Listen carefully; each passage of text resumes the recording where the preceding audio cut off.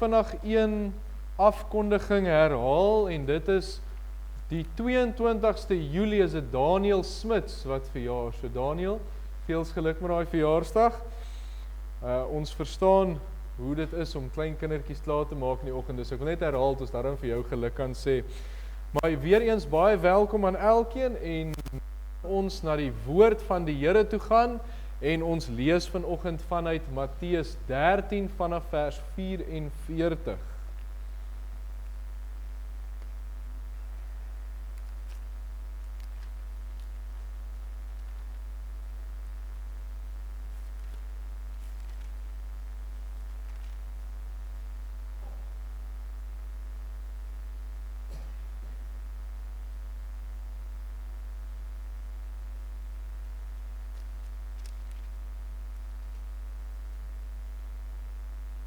Ons lees dan saam, ek vermoed dit mag miskien dalk nog ons kortste skriflesing wees wat ons al gelees het, maar die 3 verse is meer as genoeg. So kom ons lees daardie 3 verse saam. Matteus 13 vers 44 tot 46. Verder is die koninkryk van die hemele soos 'n skat wat verborge is in die saailand, wat 'n man kry en wegsteek. En hy blydskap daaroor gaan hy en verkoop alles wat hy het en koop daardie saailand. Verder is die koninkryk van die hemele soos 'n koopman wat mooi parels soek. En toe hy een baie kosbare parel kry, gaan hy weg en verkoop alles wat hy het en koop dit. Ons lees net daardie 3 verse vanoggend so vanuit die woord, en gaan ons dan praat oor die 2 verskillende gedagtes, maar ek hou net die begin van vers 44 vir die vooras teks van oordenking. Verder is die koninkryk van die hemele soos. Maar voordat ons by die gedagte kom ons buig die hoofde en dan bid ons net eers saam.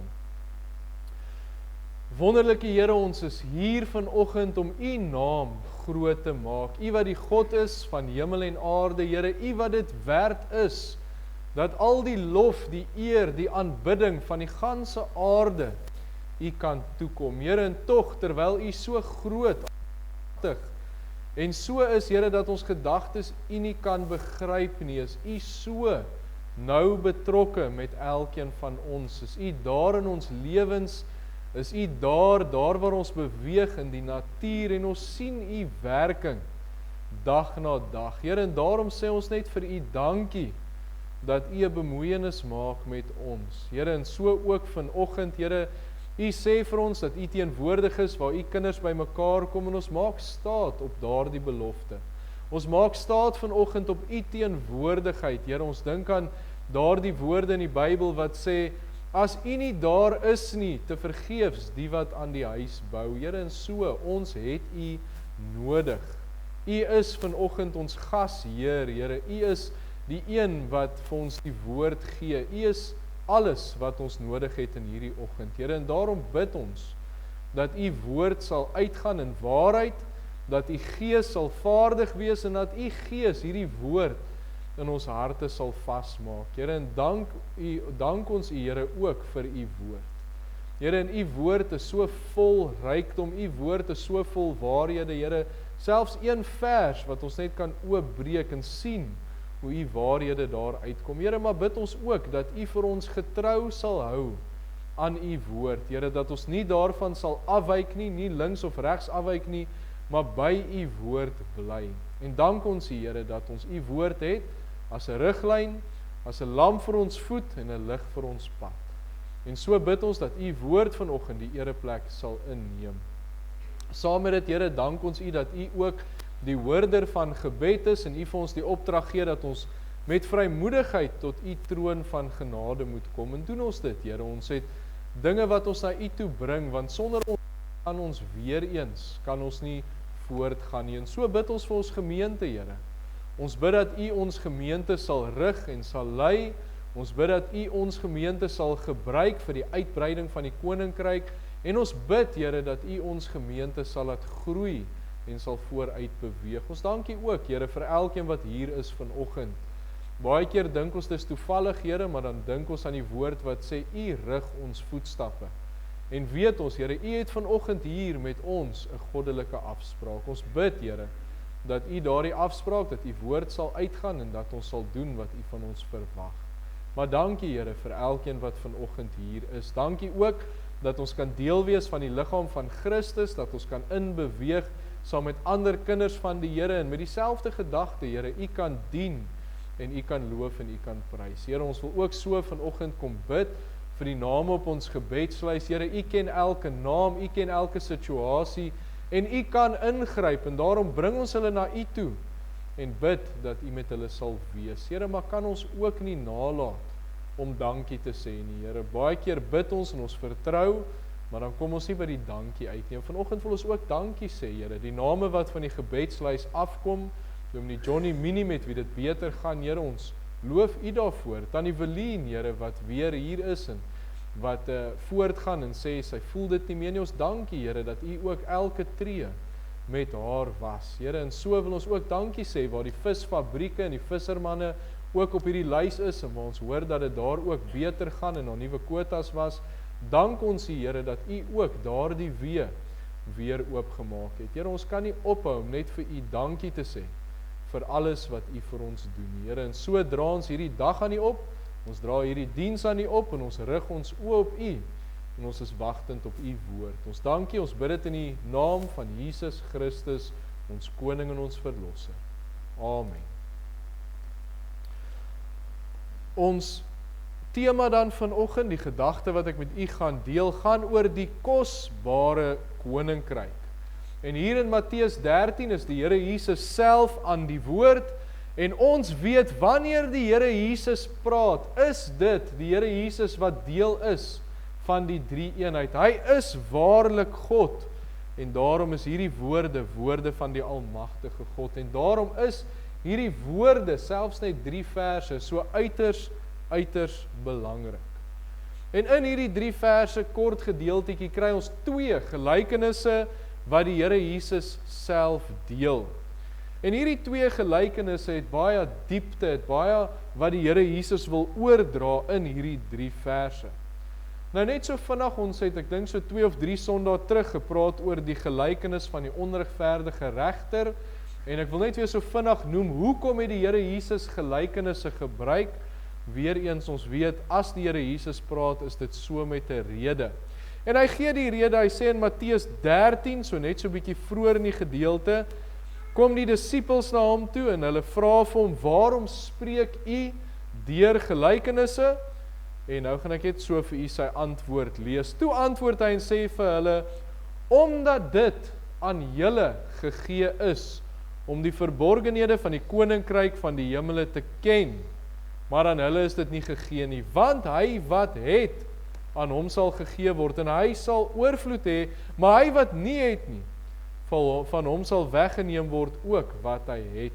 Daarom spreek ek tot hulle deur gelykenisse, omdat hulle, terwyl hulle sien nie, terwyl hulle hoor, nie verstaan. So die Here wou waarlik, die wat hom soek, wou hy sy rykdom meedeel, die wat 'n verwagting gehad het om te hoor wat die Here Jesus sê, maar die wat met ander motiewe gekom het, soos die Fariseërs, ons dink aan hulle wat die Here Jesus wou uitvang, wou vasvra, wat heeltemal ander motiewe gehad het, dit was gelykenis sodat hulle dit nie kon sien nie.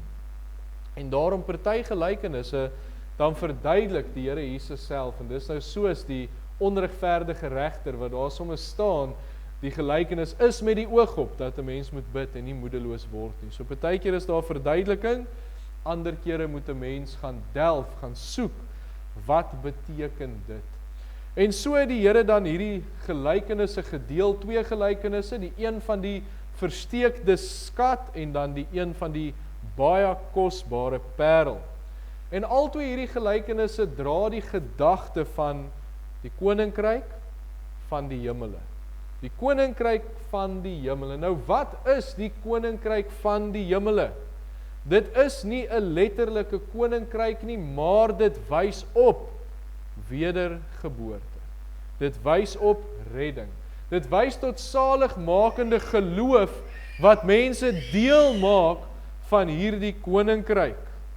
En as mense deel word van hierdie koninkryk, dan het hulle die Here Jesus Christus as verlosser, as koning, en dan word daardie koninkryk werklik vir die wat kinders van die Here is.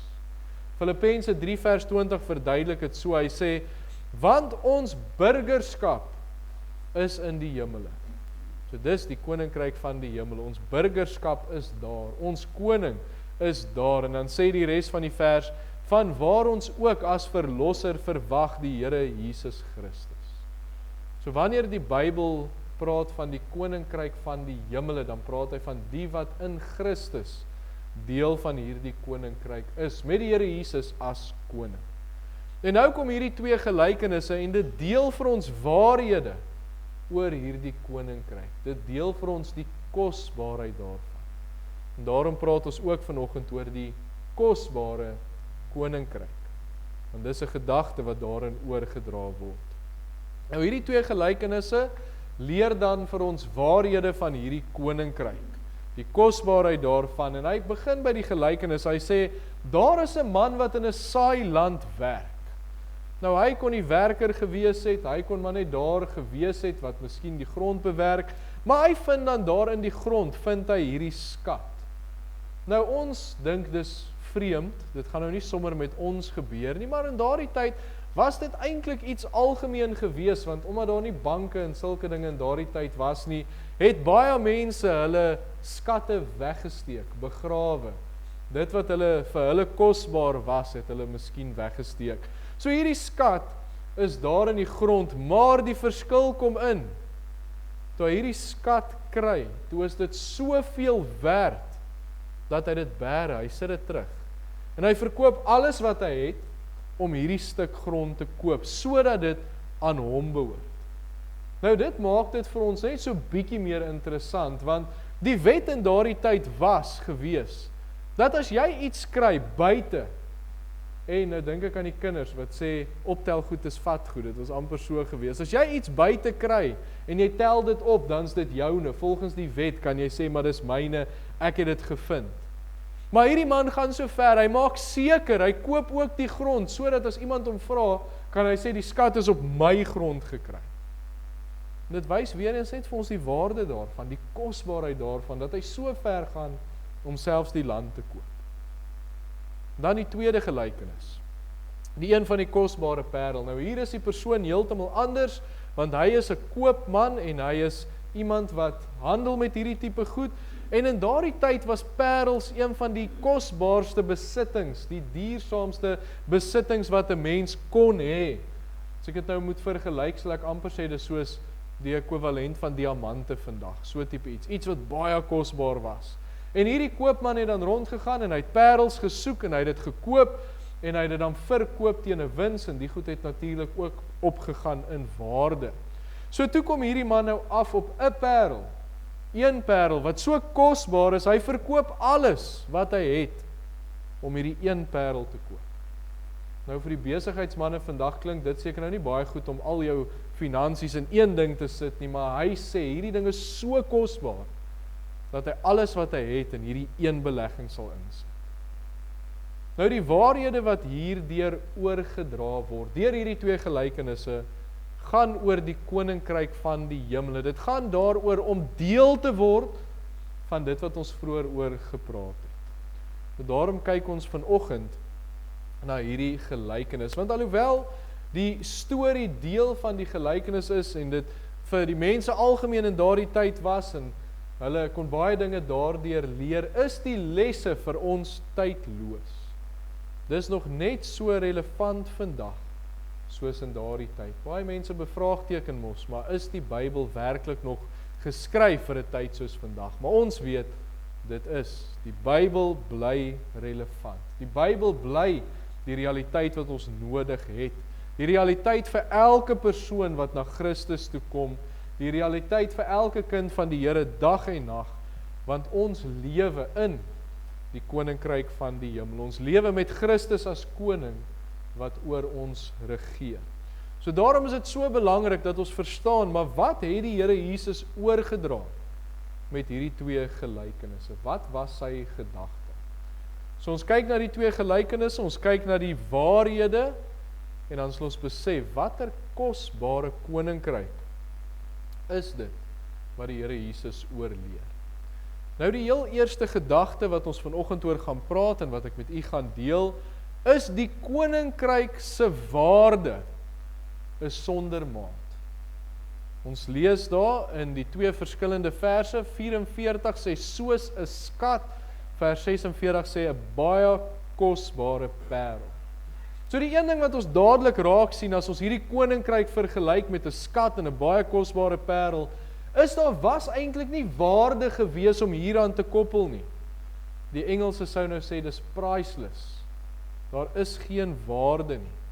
Dit kan nie vergelyk word nie. Die skat en die parel was so kosbaar gewees dat in die verskeie verhale het die persoon wat dit gevind het, alles verkoop om die een ding te bekom. Want dit het geen waarde gehad nie, so waardevol was dit. En nou weet ons, dis nou 'n vergelyking vir die koninkryk van die hemele. So die koninkryk van die hemele se waarde kan nie vergelyk word nie. Hierdie skat in Christus se waarde is sonder enige maat. So kosbaar is dit. Dis onverganklik, onbesmetbaar, onverwelklik. En ek gebruik hierdie mooi woorde omdat die Bybel dit vir ons leer in 1 Petrus 1 vers 4. Hy sê, sodat ons 'n onverganklike, onbesmette, onverwelklike erfenis kan verkry wat in die hemele bewaar is vir ons. So hy sê, 'n mens kan dit kry, terwyl die waarde so groot is, dat dit nie eens kan vergelyk word nie, kan 'n mens dit kry. Terwyl alle aardse skatte en rykdom sal verbygaan.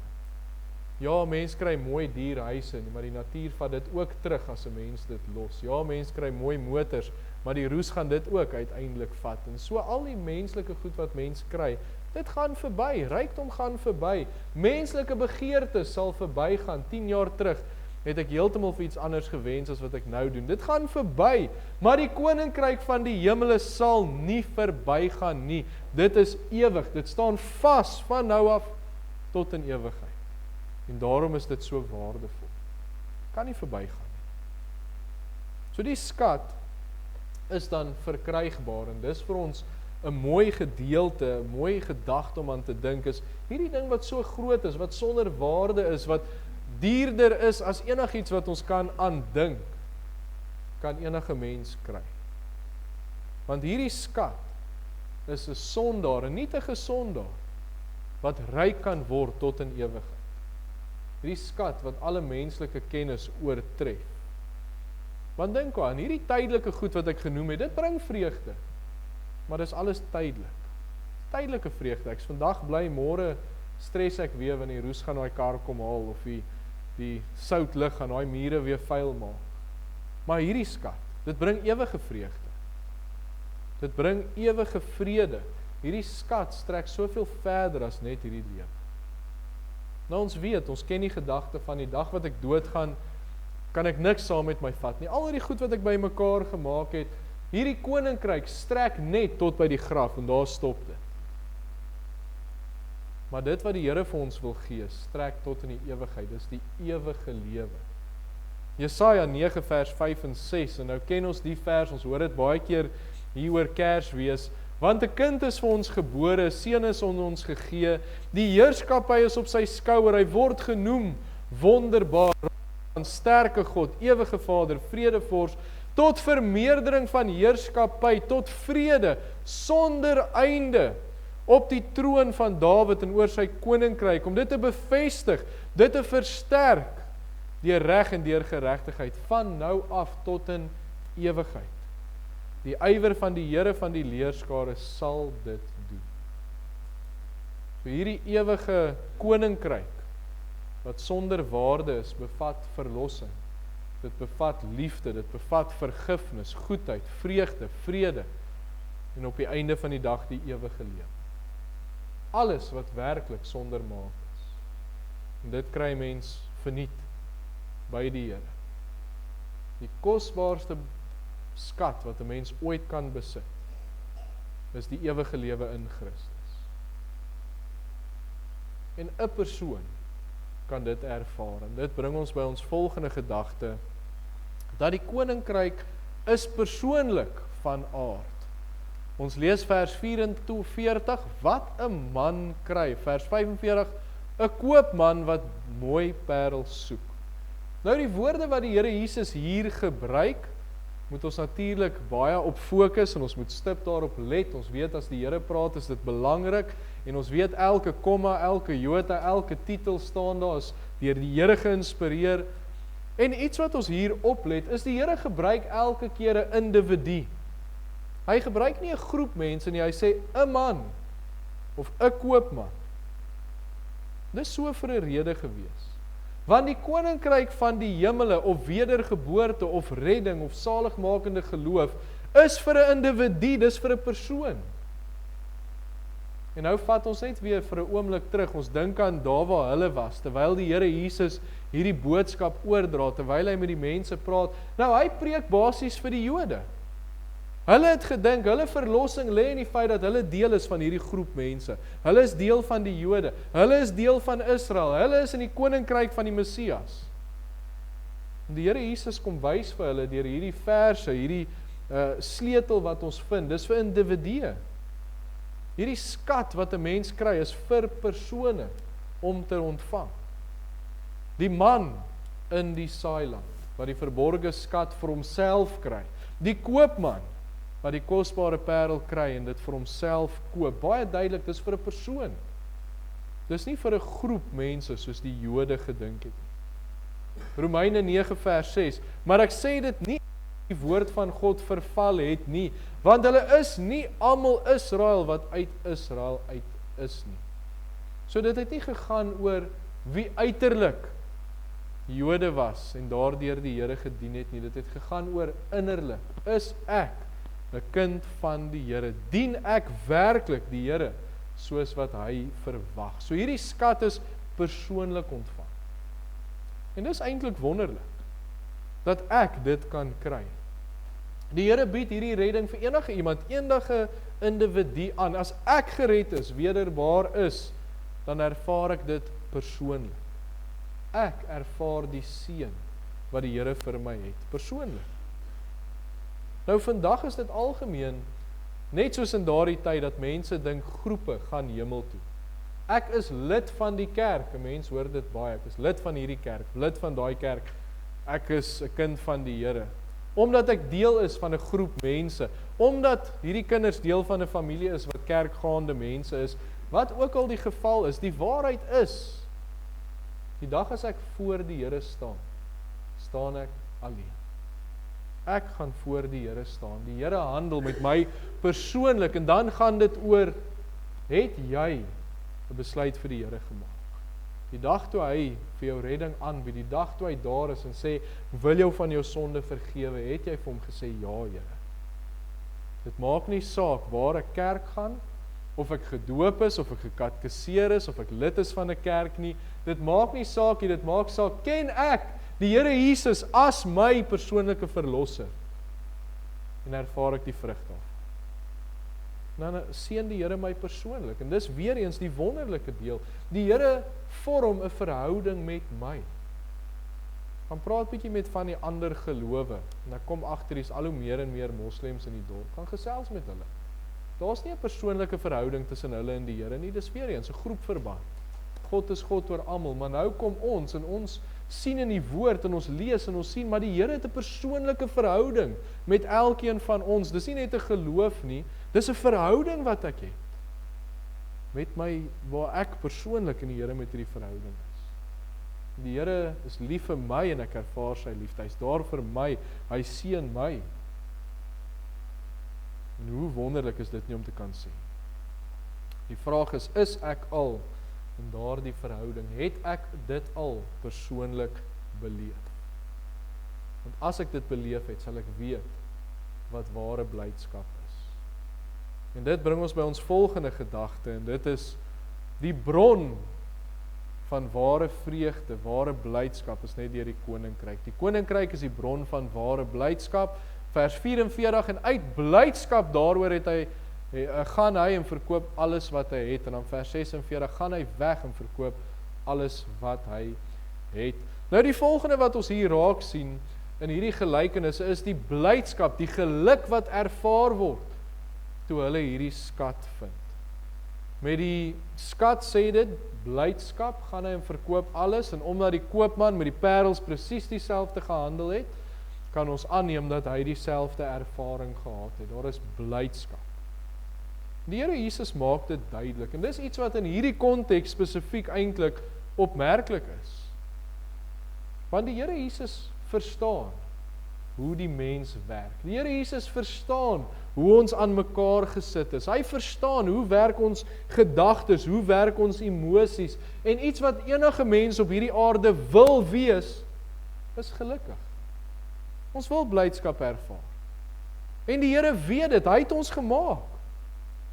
En hy weet dat dit goed is, dat dit belangrik is, en daarom sê hy in Johannes 15 vers 11, dit het ek vir julle gesê, dat my blydskap in julle kan bly, en julle blydskap volkome kan word.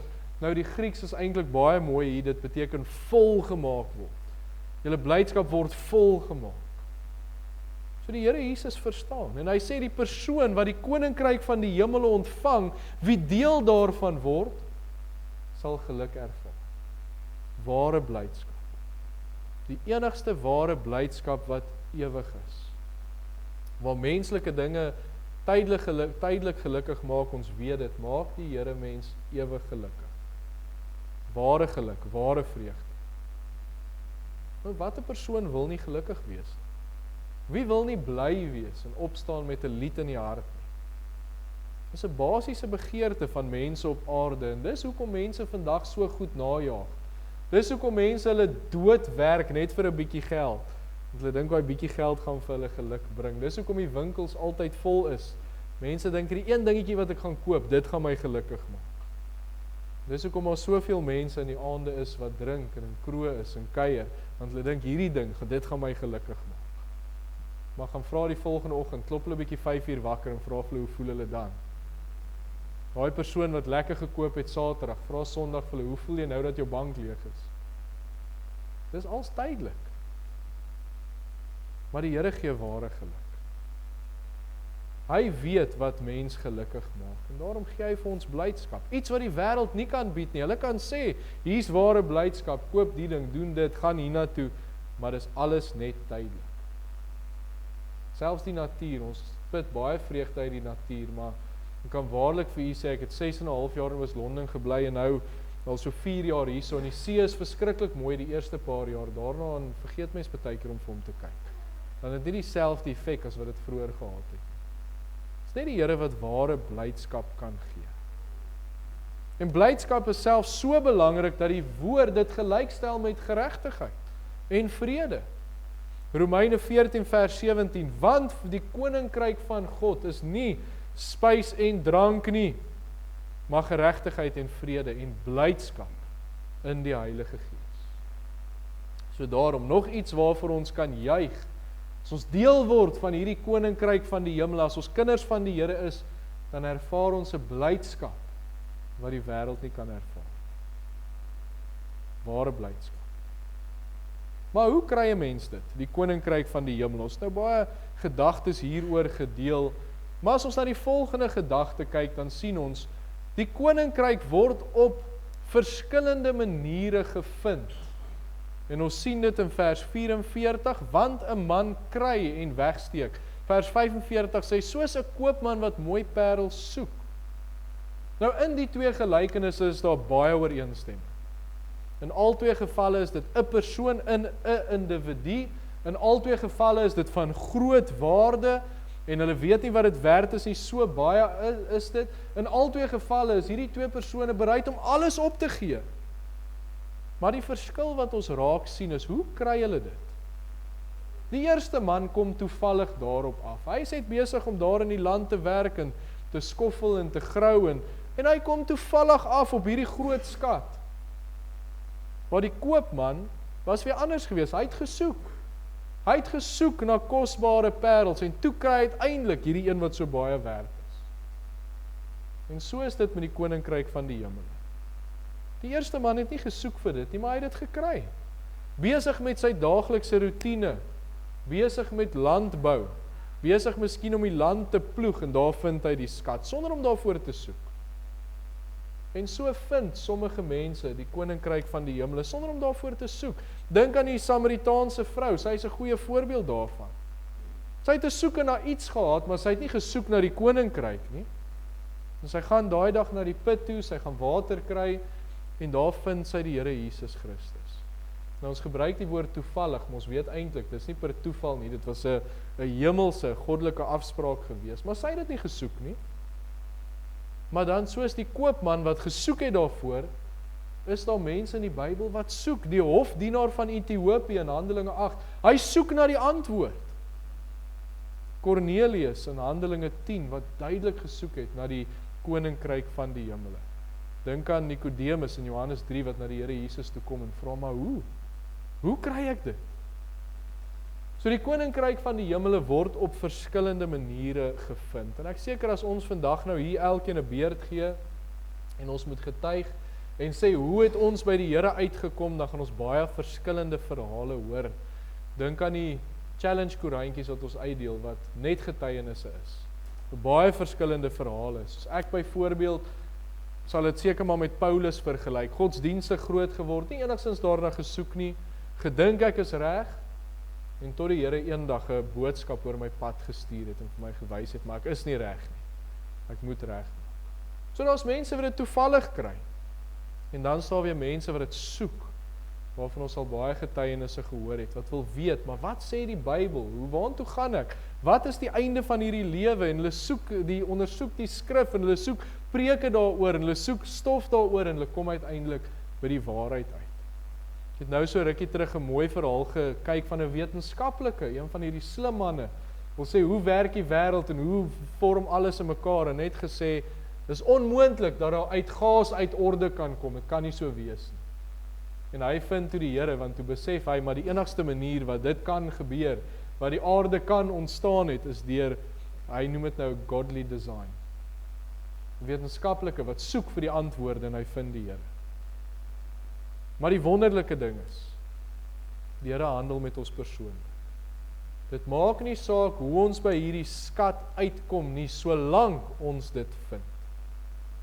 En die wonderlike gedagte is, die Here weet hoe om dit oor ons pad te stuur.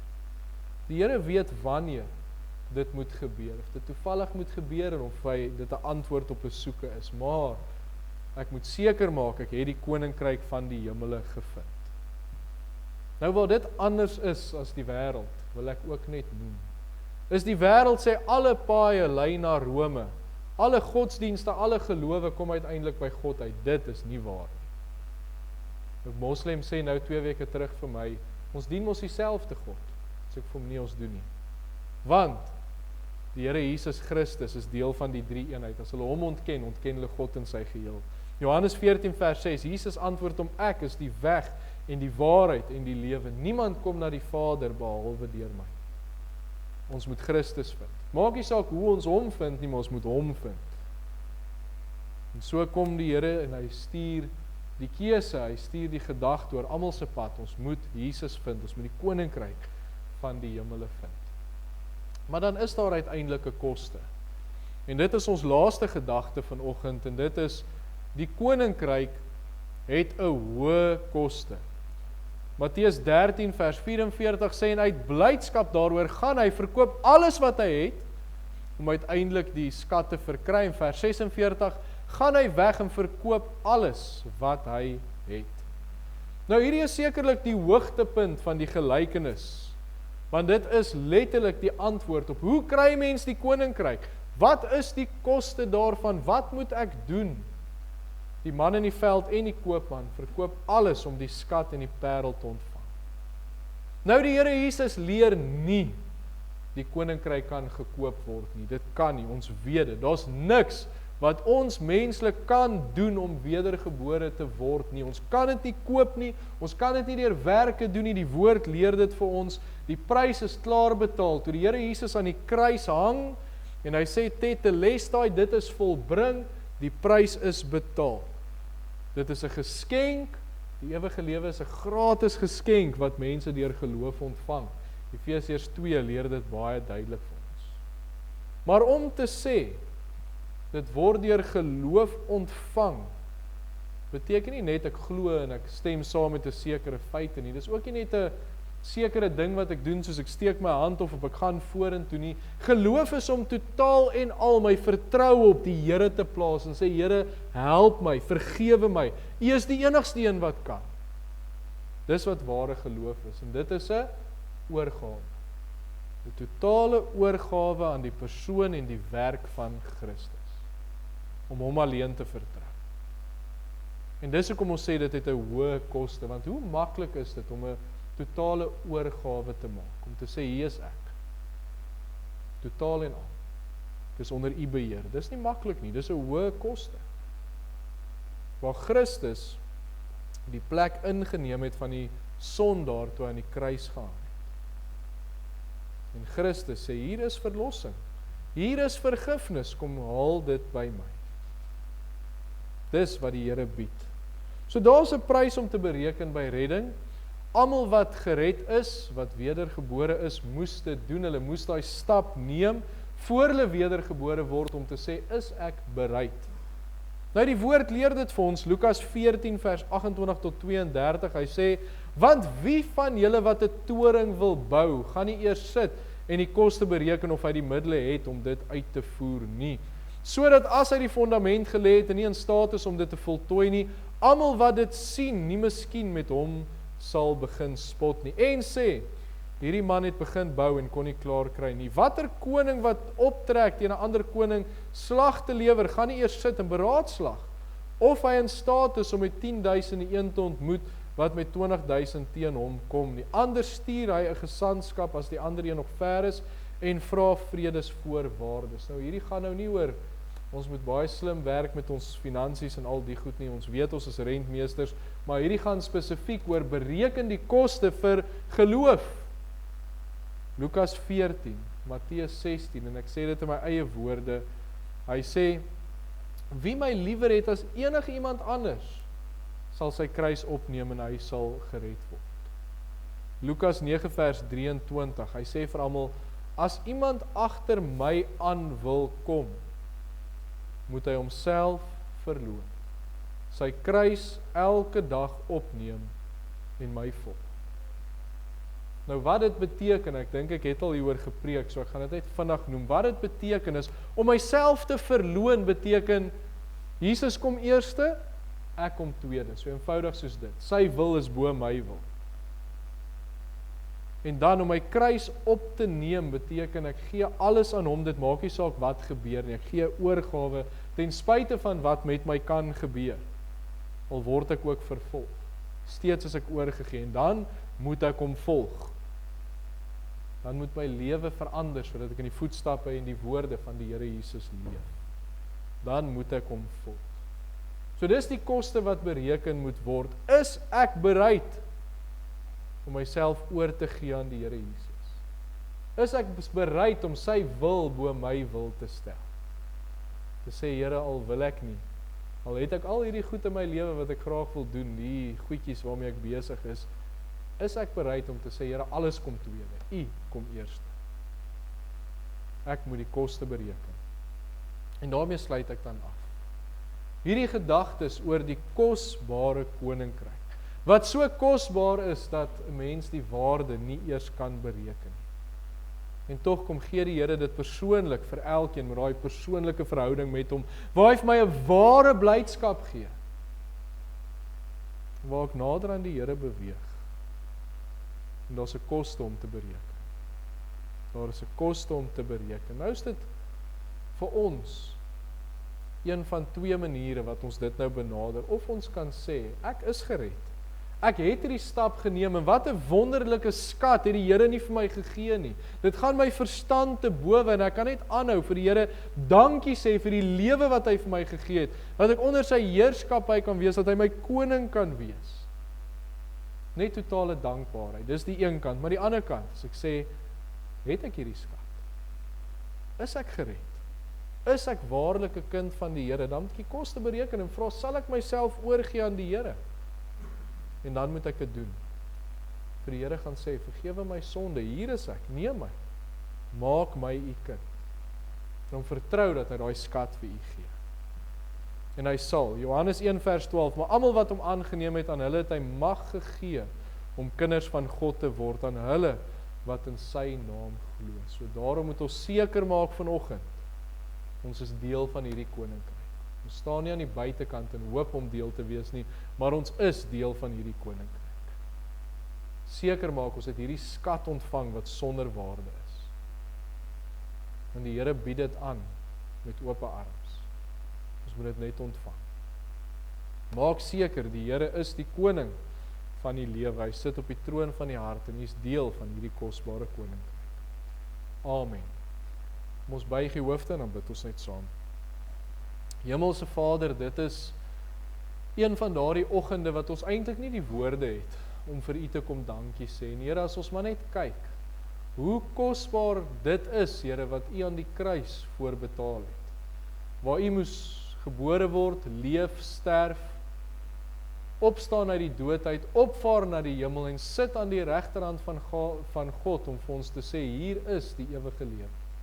Neem dit, verniet. Kan ons net vir u kom dankie sê, Here, vir hierdie kosbare geskenk wat u vir ons gegee het. En wil ons saam met dit bid, Here, as daar iemand is wat nog onseker is, wat sê, ek weet nie of ek dit het nie, Here, dat u vir hulle sekerheid sal gee, dat hulle daai oorgawe sal maak, en dat u vir hulle deur die Gees die sekerheid sal gee, maar hulle het hierdie skat ontvang. Dankie, Here, dat u dit ook doen. Wees met ons in hierdie dag, in hierdie week, die tyd wat voorlê, en help, Here, dat ons u waarlik sal volg, en dat ons in u voetstappe sal loop. Ons bid dit in Jesus se wonderlike naam. Amen. Ons Christus, ons Verlosser, en die liefde van God die Vader, en die gemeenskap van die Gees, wees en bly met u elkeen. Amen.